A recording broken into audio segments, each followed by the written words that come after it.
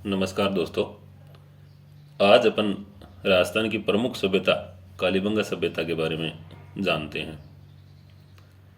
कालीबंगा शब्द से तात्पर्य है काले रंग की चूड़ियाँ। अब कालीबंगा स्थान हनुमानगढ़ जिले में स्थित है।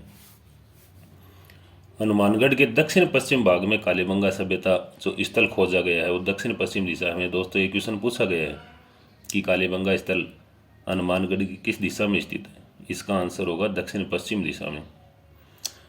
कालीबंगा सभ्यता सरस्वती और दसदवती नदी जो प्राचीन समय में बहा करती थी उस नदी के किनारे विकसित हुई। वर्तमान समय में उन नदियों के बहाव क्षेत्र को घग्गर नदी के नाम से जाना जाता है। इसलिए अपन कह सकते हैं कि कालीबंगा सभ्यता वो घग्गर नदी के किनारे मौजूद है। घग्गर नदी के बाएं किनारे पर कालीबंगा सभ्यता विकसित हुई।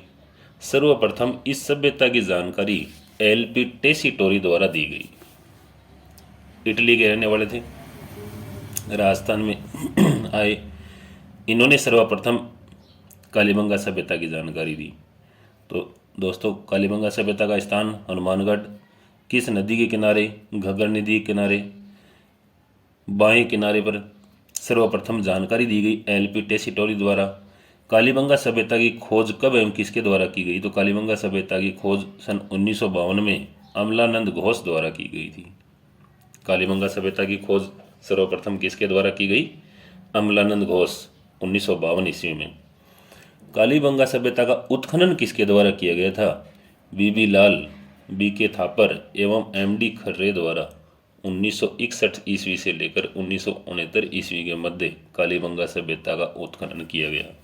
लगातार 9 सालों तक 9 सत्रों में इसका उत्खनन किया गया।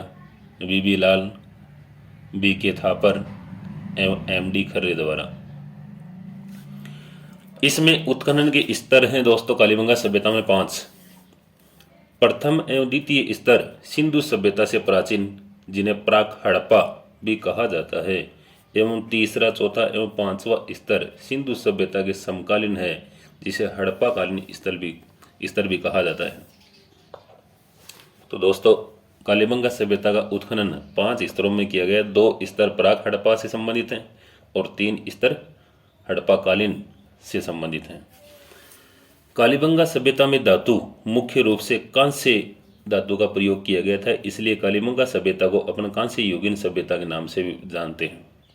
कालीबंगा का समय, तो कालीबंगा सभ्यता का समय रहा कार्बन डेटिंग पद्धति के अनुसार 2350 ईसा पूर्व से 1750 ईसा पूर्व। समय क्या रहा दोस्तों? कार्बन डेटिंग पद्धति के अनुसार 2350 ईसा पूर्व से 1750 ईसा पूर्व। तो एक बार मोटे मोटे नज़रों में, जैसे कालीबंगा स्थान हनुमानगढ़ में किस नदी के किनारे? घग्गर नदी के किनारे। सर्वप्रथम जानकारी दी गई एलपी टेसीटोरी द्वारा। इसकी खोज की गई अमलानंद घोष द्वारा 1952 ईस्वी में। उत्खनन कार्य किया गया 1961 से लेकर 1969 के बीच बीबी लाल, बीके थापर एवं एमडी खर्रे द्वारा। उत्खनन के स्तर इसमें 5 मिले हैं। प्रथम 2 स्तर प्राक हड़प्पा से संबंधित एवं तीसरा, चौथा और पांचवा अगले 3 स्तर हैं वो हड़प्पा के समकालीन स्तर मिले हैं। धातु मुख्य रूप से कांसा। समय है वो 2350 ईसा पूर्व से 1750 ईसा पूर्व के मध्य। कालीबंगा सभ्यता के उपनाम अलग अलग इसे, जैसे हड़प्पा सभ्यता की तीसरी राजधानी भी कहा जाता है। अब क्वेश्चन ये कई बार पूछा गया है कि कालीबंगा को हड़प्पा सभ्यता की तीसरी राजधानी किसने कहा है? तो डॉक्टर दशरथ शर्मा ने कालीबंगा सभ्यता को हड़प्पा की तीसरी राजधानी कहा है। इसे दीनहीन बस्ती भी कहा जाता है एवं प्रसाधन सौंदर्य प्रेमी सभ्यता भी कहा जाता है, क्योंकि इसमें सौंदर्य से संबंधित कुछ वस्तुएं, सामग्री मिली हैं, जिसकी वजह से इसे प्रसाधन सौंदर्य प्रेमी सभ्यता के नाम से भी जाना जाता है। आगे अपन देखते हैं कालीबंगा सुव्यवस्थित नगर योजना के अनुसार बसा हुआ था, यानी कालीबंगा सभ्यता को नगरीय सभ्यता के नाम से भी जाना जाता है।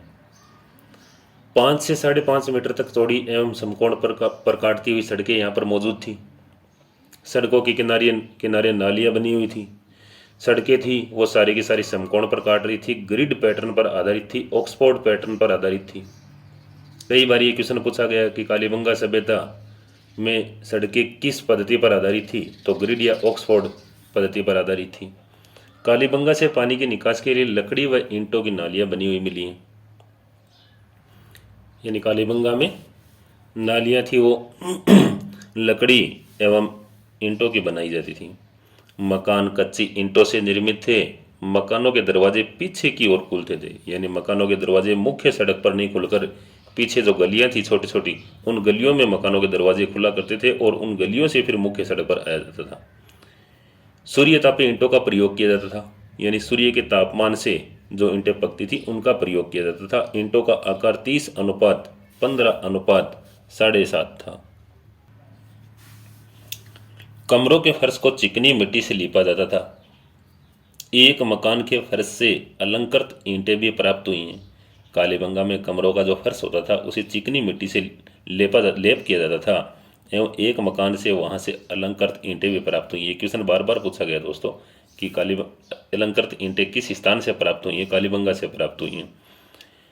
कालीबंगा से मिट्टी के भांडों एवं मोहरों पर वर्षभ यानी बैल व अन्य पशुओं के चित्र व रीतध्वय लिपि में अंकित लेख मिले हैं जिन्हें अभी तक पढ़ा नहीं जा सका है। ये लिपि दाएं से बाएं लिखी जाती थी। इसे भाव चित्रात्मक लिपि यानी कालीबंगा से जो हमें लिपि प्राप्त हुई है, इसे रीतध्वय लिपि कहा जाता है, उसको भाव चित्रात्मक लिपि या बुस्ट्रोफेदन लिपि या गोमूत्र लिपि भी कहा जाता है। कालीबंगा की दक्षिण पूर्व दिशा में दोहरे जुते हुए खेत के साक्ष्य मिले हैं। दोस्तों ये क्वेश्चन पूछा गया है कि दोहरे जुते हुए खेत के साक्ष्य कहाँ मिले? कालीबंगा में। ये क्वेश्चन भी पूछा गया है कि कालीबंगा में दोहरे जुते हुए खेत के साक्ष्य कालीबंगा की किस दिशा से मिले हैं? तो दोस्तों दक्षिण पूर्व दिशा से। किस दिशा से? दक्षिण पूर्व दिशा से। इन खेत के साक्ष्यों में एक ही खेत में एक समय में दो फसलें यानी दोहरे जुते हुए, इसका मतलब दो फसलें वहाँ पर प्राप्त की जाती थी एक समय में ही। खेत की जुताई ग्रिड पैटर्न पर आधारित थी। यहाँ से बेलनाकार तंदूर भी प्राप्त हुए हैं। बेलनाकार मोहरे भी प्राप्त हुई हैं जो सेल खड़ी पत्थर से निर्मित हुआ करती थी। क्वेश्चन ये भी पूछा जाता है कि कालीबंगा सभ्यता में जो मोहरें प्राप्त हुई हैं वो किस पत्थर से निर्मित थी? सेल खड़ी पत्थर से निर्मित थी, जो मेसोपोटामिया सभ्यता की मोहरों के समान है। कालीबंगा सभ्यता से जो मोहरें प्राप्त हुई हैं सेम वैसी की वैसी मोहरें हैं वो मेसोपोटामिया की सभ्यता से भी मिली हैं।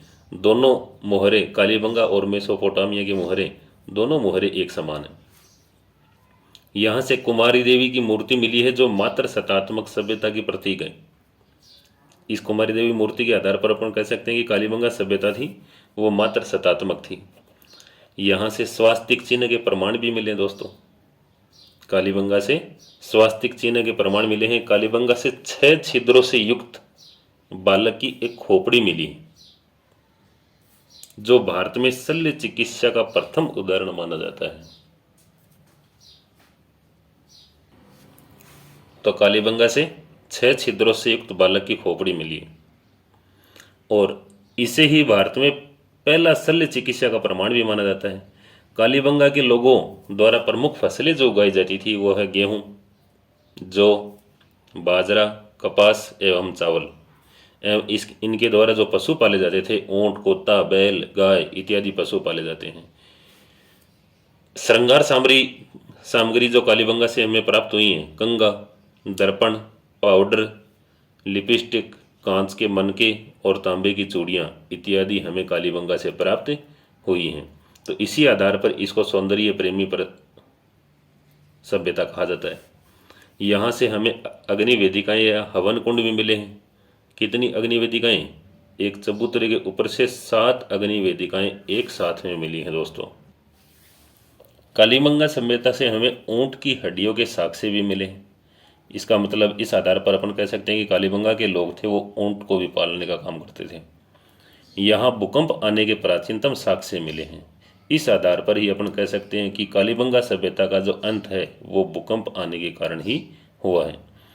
कई बार ये क्वेश्चन पूछा गया दोस्तों कि भूकंप आने के प्राचीनतम साक्ष्य हैं वो किस स्थान से मिले? कालीबंगा से। यहाँ टोंटीदार घड़े, बेल की खंडित मूर्ति, पक्की मिट्टी का खिलौना गाड़ी आदि मिली है। मिट्टी की खिलौना गाड़ी के बारे में भी कई बार पूछा गया है। मिट्टी की खिलौना गाड़ी किस स्थान से मिली है? कालीबंगा स्थान से मिली है। कालीबंगा में जब व्यक्ति की मृत्यु हो जाती थी तो कालीबंगा में शवदान की 3 पद्धतियों के प्रमाण भी मिले हैं। किस तरीके से लोगों का दाह संस्कार किया जाता था? तो 3 तरीकों से लोगों का दाह संस्कार किया जाता था। पहला है पूर्ण शवदान, दूसरा कलश शवदान, तीसरा आंशिक शवदान। पूर्ण शवदान, यहाँ पर जो कब्रें मिली हैं वो आयताकार आकृति में मिली हैं। पूर्ण शवदान प्रक्रिया होती थी, वहाँ पर जो कब्र मिलती है वो आयताकार मिलती हैं।